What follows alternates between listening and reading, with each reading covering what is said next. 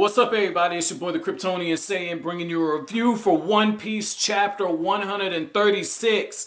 Yo, that cover story. Like I said, I don't cover the cover stories often, but when I do, it's because something just leaps out and impresses me, right?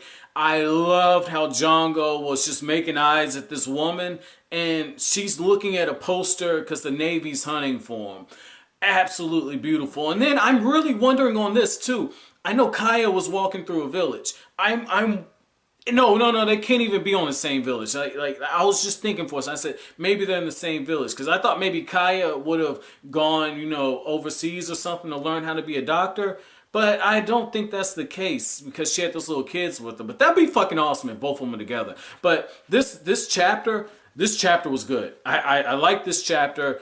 The big part of the reason why I really enjoyed it was when Dalton takes his devil fruit and he transforms, he goes straight after the king, right? And he's got it in his head. Not only is he going to confront him, but he's going to do the right thing for the kingdom. And I love that. I usually don't care for the whole chivalry thing and the honor, the shonen sense of honor. Like, that's why I like anti-heroes and villains. Characters who live in the gray area, right? Because this crap gets old.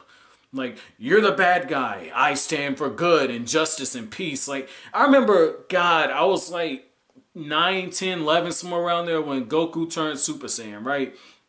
He was like, I am the hope of the universe. The answer to things that cry out and hope. Whatever the fuck. You know the speech I'm talking about.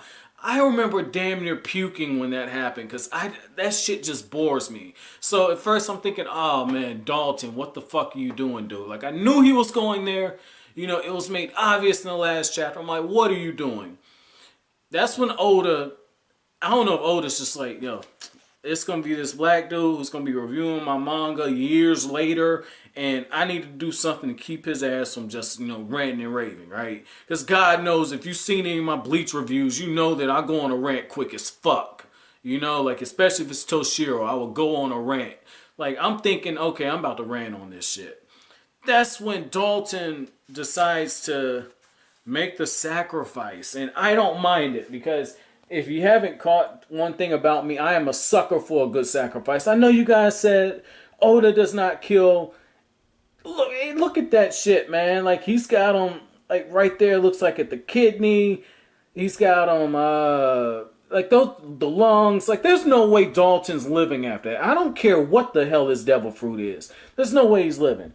And the eyes, the only thing that's got me a little worried is the eyes don't look like they're glazed over yet. That's the only thing that's got me worried. But that right there kept it. Because hearing Dalton's speech about, you kept all the doctors inside of your castle, and which is ironic because the witch doctor is occupying it. I like that. That was a nice little twist. And when you go back and you look at it, it's nice foreshadowing because the witch doctor is inhabiting the Drum Island Castle, which is where all the doctors were held at, and they're held under a evil ruler. I mean, it's very nice. Little small things. That's what I mean. Like, if you pay attention to the small stuff, you really appreciate when revelations like this come out because I didn't see that coming, but at the same time, when I look back at it in hindsight, I'm going, okay, because this is an island for doctors and it's known for it. Nami is sick. It's just like, should have seen that one coming. So a little small stuff like that, it's really good. That's what I mean, like,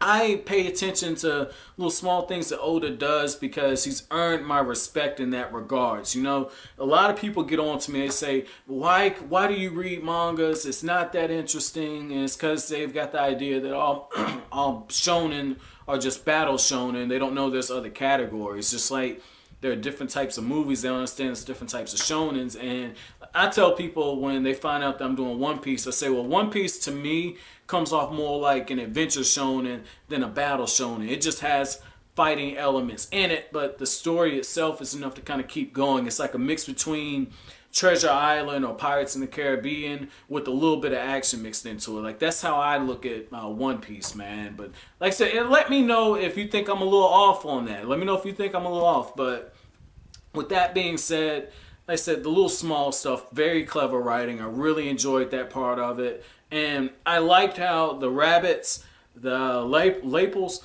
they were, jumping up and down to creating the avalanche. That was very nice, and I had a feeling that's what was going on when Sanji said, "What are they doing?" And it's the look that he had on his face. I was like, "Oh shit, this is gonna be good." And the thing is because they're carrying Nami, Luffy has to run. There's a sense of urgency, but he has to watch his movements. And given the way that, and I'll flip to this shot. Given the way that the snow is falling, if you just look at the snow, it's falling. Look at the direction it's falling. Look at the clouds, right? So when they have to turn around and run, right? This is going to be huge. When they have to run, they're running facing into the wind, which means Nami's going to get even sicker. This is going to be huge. I don't know where this is going, but this is going to be huge. And I want to just, go on to one more thing too. Well, two more things. The first thing, Sanji, this has got to be a translation error. He says, "They've gone and done it, those darned rabbits." Like, get the fuck out of here. I think that's got to be Viz cleaning it up. I don't think Sanji would say something like that, particularly after you guys said something. And then this right here, Usopp and Vivi, okay? They're already they don't know they're on the right track, but they think they're lost, okay? And just these two, I want to talk about this because this was a little bit of a nostalgia a little bit for me. Look at this shit, okay? They passed the fucking sign. It's because Usopp is nagging and Usopp is driving, right? And he's depending on her to be the navigator. And Vivi's got the map and she's not sure if they're going the right direction, but they have a map, okay? So the reason why this really stuck out to me, I say this all the time. You know that a story is good when you read something and you're able to draw something out your real life from it, okay? When you can draw real life examples from different stories and you can relate to them, it just makes you appreciate the work that much better, because it's very easy to get caught up in the fact that these are fictional characters and this is fantastic, world with these fantastical abilities, and yet at the same time, you really appreciate stories more when you're able to kind of get into them and just relate things from your own life. And with me, it brings up two examples with me, right? The first example, this was the second example, but it's going to be the first one I'm going to give you. For me, I remember last year, right? Like I had broke my leg, right? And I was planning on taking my ex at the time, well, my girlfriend at the time.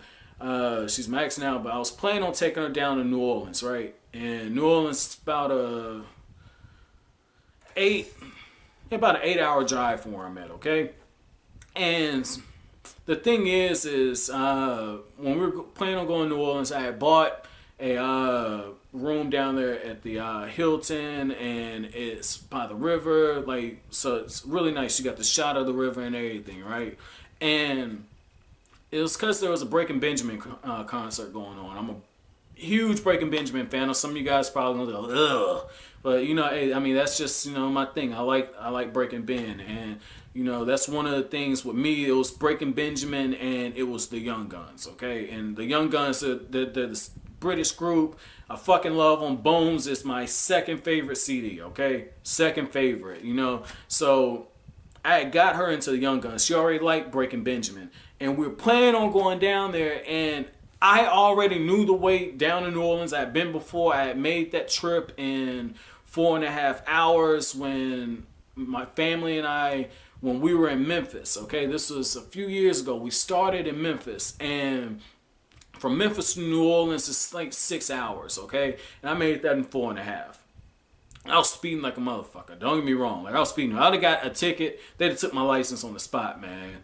They took my license on the spot. But here's the thing on it, though, right? Like, once you get into New Orleans and you're coming from that direction, like in the case with me, I was coming from Mississippi, like driving through Mississippi going that way. So I didn't go through Texas or anything. And you get to like the bridges, and it's a stretch where you go right over swamps and stuff, right? So it's like with Usopp and Vivi, where they're going through nothing but snow and everything looks the same. It's the same thing when you're going to New Orleans from that direction. It's just straight swamp stuff, and it's easy to lose track of where you're at. And then all of a sudden you get to the overpasses, and they're going all over the place, right? And I remember the first time I drove down there, which goes to this first one, right? The first time I drove down there as an adult, I was with my sister, and I was telling her, like, cause like she had been like multiple times. Her boyfriend stays down there, right? And she had been multiple times, and I was like, do I need to get in this lane or this lane? Because I had never taken that direction before. The times I had gone, I had driven through Oklahoma and went down through Texas, and then went into Louisiana that way. So I was like, where are we going, right? So she's like, I think you go this way, but you might want to go this way. And she figured out which way to go at the last time. And how this relates to Vivi and Usopp, they're going the right direction. And because he's nagging her, they missed the fucking sign. But because she's not paying attention, because she's just reading the map, they would have missed it anyway. And that's, oh my God, that is so cliche. But at the same time, because I can relate to it, I absolutely love that. That was the comedy aspect of it for me. But getting back into the chapter, I just want to talk about Dalton. So apparently the two people that are protecting the current king of Drum Island, apparently with them, they're just as strong as Dalton. They're considered to be equals. And it really makes me wonder if they are considered equals, how powerful are they? Because Dalton, I get it, he's taking out fodder, but Dalton transforms, he takes out the soldiers, and they're just standing there like that despicable traitor. We were once equals. They called us the three officers. You have no chance against the two of us. That's a lot of confidence right there. And what I'm wondering on that is how much of that is based off the fact that Dalton is, his Achilles, if you will, is the villagers. Because they take up arms and say, Dalton, we're going to protect you. We're going to go and we're going to rush after you. And it's just like, that's not your fight. Get the fuck out of here. You're doing more harm than good. And I guess the best way I can describe this is when I was reading it, I was thinking back to the war arc with Naruto, and how when Naruto was fighting Madara and Obito, right? All the ninjas were like rushing over there. And Hinata was like, Naruto-kun, I want to hold your hand. Get the fuck out of here, bitch. Like, but that was my thing. Like, and she was like, I'm going to walk beside you. And it's just like the last time you tried to help, you got stabbed with a fucking rod. And you got all these people like Shino and Kiba and just all of them. It's just like, you're fucking fodder. You will get in the way. Stay the fuck over there. Go fight some black Zetsu, some white Zetsus. Like, go do some of that shit. Like, go make Naruto a sandwich when he makes the fucking world-saving move that he does. Like, just go do that shit. Just stay over there. And what ended up happening, Naruto ended up expending his energy trying to protect everyone else. And he could have used that for fighting. And I think that's the case here. If those villagers weren't there, I think Dalton would have been able to win. I know that they're equal in 2 versus 1, but if Dalton was the commander, right? Dalton should have enough experience in fighting prowess and strategic ability to where 2 versus 1 shouldn't mean anything. And if worse come to worse, he can just isolate the two of them and fight them one-on-one. He had options. And I hate that that happened. That's like my big ass gripe with this. I hate that it happened, man. Like, this is right up there with Toshiro Hitsugaya in the last Bleach chapter, suddenly hitting puberty, his balls drop, and all of a sudden his Bankai fucking turns him into an adult. Like, it's right there with that in terms of, I just don't like this shit. Like, I get you need to do it, but for purposes in this, there's no one who can take on these officers. So it's looking like they're either going to use him for ransom or hostage or some type of leverage, or it's looking like Luffy's gonna pull some shit out his ass and somehow get down there in time to try to fight, because you need to have two devil fruit users fighting each other. It's just a given. But man, that's just my thoughts on this. My chapter question for you guys, it's a little longer than usual, this review, but my chapter question for you guys is going to be, what were your thoughts when you saw Dalton, without even thinking, put himself between those spears and the villagers? What were your thoughts? Or I guess those are arrows, but what were your thoughts, man? What were your thoughts?